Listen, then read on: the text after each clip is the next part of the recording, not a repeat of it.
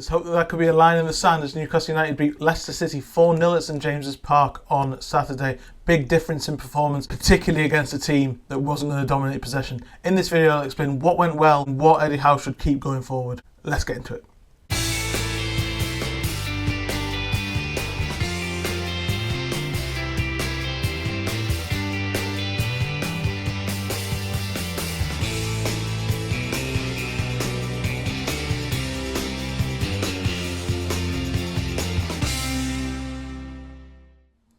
Hello and welcome back to my YouTube channel. Welcome back to another Newcastle United analysis video. Before we start, as always, please like, share and subscribe to the videos. The channel help me grow. Still trying to get to 1,000 subscribers by the end of the season.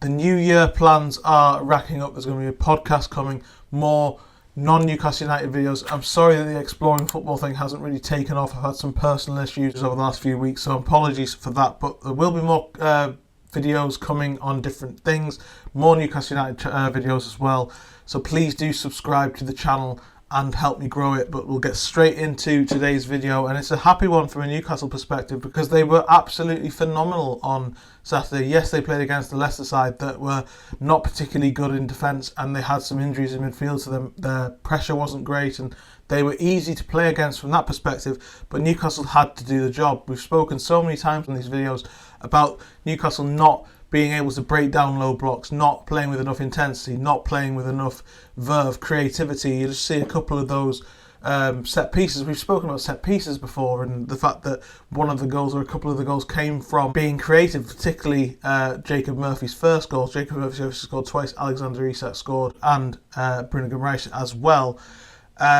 But yeah, there's just much more about Newcastle that felt right. And I said after the Liverpool game at St James's Park a couple of weeks ago that Sandro Tonali playing at the base of the midfield, yes, that game was about turning the ball over, and it was it was against a bigger team that was going to impose themselves more, so there was going to be more space to attack, and it was going to be easier from that perspective, and it wouldn't necessarily tell as much about games like Leicester and other teams like that.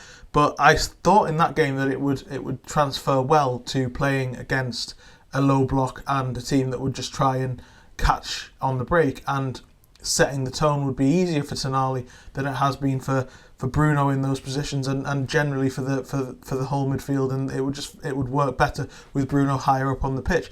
That is exactly what happened. It transferred really well. Tonali was again fantastic. Bruno again getting in good positions. Obviously got his goal from a header at the back post. Isak much more connected. Missed a good opportunity in the first half, one-on-one, fed through the midfield by Joe Linton. Great things that I've mentioned in previous videos that haven't been there were all there in this performance, and that stems from Tonali playing in the base of midfield. Jacob Murphy deserves a lot of credit. I know that he wasn't particularly good overall.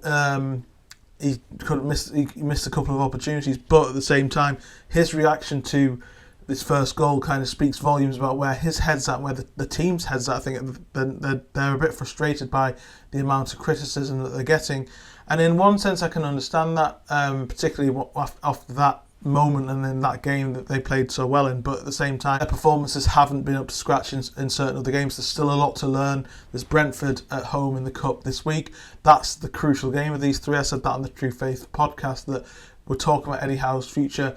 Obviously, results are what dictates that. So coming off the back of this game, there's absolutely no discussions about whether Eddie Howe should go or should stay. But at the same time, he's not out of the woods in terms of that, because they've got the Brentford game on Wednesday. Then they've got Ipswich away, and Ipswich away is a really, really crucial game to show how much of a corner is turned per the thumbnail. That'll be where we learn, because Newcastle are still very good at St James's Park.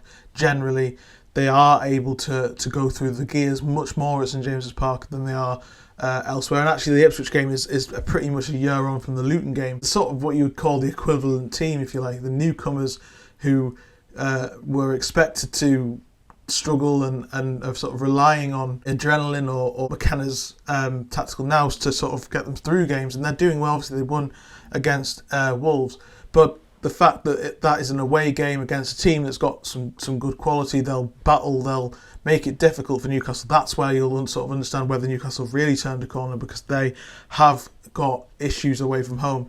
But it was great to see them playing at St James's Park with a smile on their face, playing at St James's Park with high intensity against a low block team. That answered a lot of questions. It shows that they can do it, and it all stemmed from Finally playing in that midfield role, as I said. Gordon was unplayable on the left-hand side as well. Lewis Hall down that left. I mean, I just want to touch on Lewis Hall for a second. The fact that this time last season he wasn't in the team, there was lots of talk about Dan Burn playing at left-back all the time, getting skinned by quick wingers, getting overturned too easily. His pace was too much of an issue, and he was out of form and out of sorts. And then now he's obviously gone to centre-back and played much of this season there and been fantastic up until a few weeks ago. For me, was the player of the season. I think Lewis Hall has comfortably taken that mantle now because he's been so good at what he's done. Just now, I think you could argue he's probably the best left-back in the league, in my opinion, because he's doing everything right. He had some difficulties against Liverpool in that second half, but I think everybody would with Salah in that form.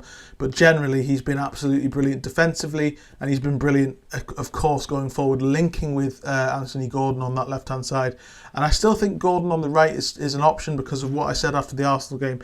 Every game, I understand that if you watch these videos after the game, it's like it might sound like a different hot take on a different sort of opinion for the long term after each game, reacting just to that game. But actually, I think it shows the variety. I think he obviously is still stronger on that left-hand side. This game is a great example of that. He can operate on that right-hand side and allow maybe Joe Linton to push forward on that left as well. I think the great thing is that there's so many connections on that left-hand side. You've got Willock and Joe Linton, obviously, when they play, but the key thing is that they all connect really well with Lewis Hall, who was absolutely brilliant in this game. And he really linked with Gordon particularly well. As I mentioned, Murphy missed some opportunities, could have had much more of an impact on the game, even though he scored twice. But I don't want to. It's difficult to sort of criticise him too much after that game. Isak took his goal well, should have scored in the first half, but it was important to get into those positions. I think that there isn't one big hot take from this game. It just shows that when everything clicks, and everything has clicked at different points this season against top teams, it's seldom clicked against the smaller side. It did in this game.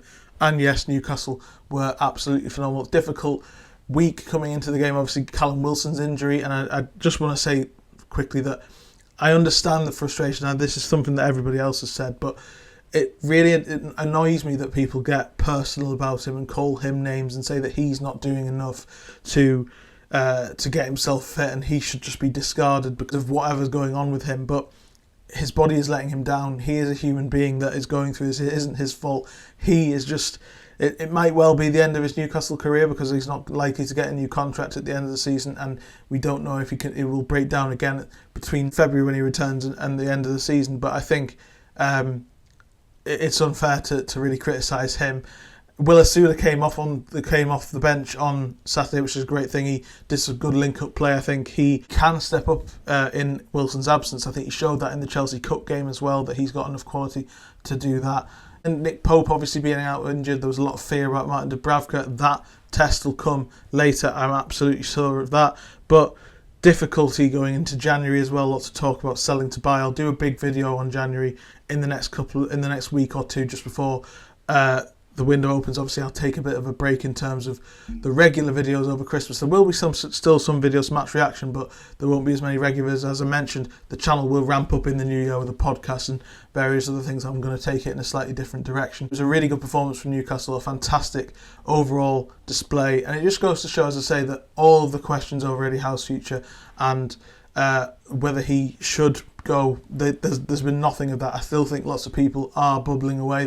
There's still a vocal, probably minority on social media. It hasn't quite made its way into the stadium by the sounds of it yet, but Newcastle look like they're in a good position to springboard from this if they can continue this against Ipswich on next Saturday. I think that the Brentford game will take care of itself. It's in St James's Park. There's going to be a great atmosphere. There's a lot on the line in that game. That is the most crucial game for Eddie Howe in terms of keeping the season alive, which is what will keep those vultures away in terms of the talk about his future. And the Ipswich game away from home is just as crucial. If they can go there, win the game just before Christmas, that gives them a good springboard to go into the Villa game at St James's Park, which they can absolutely win as well.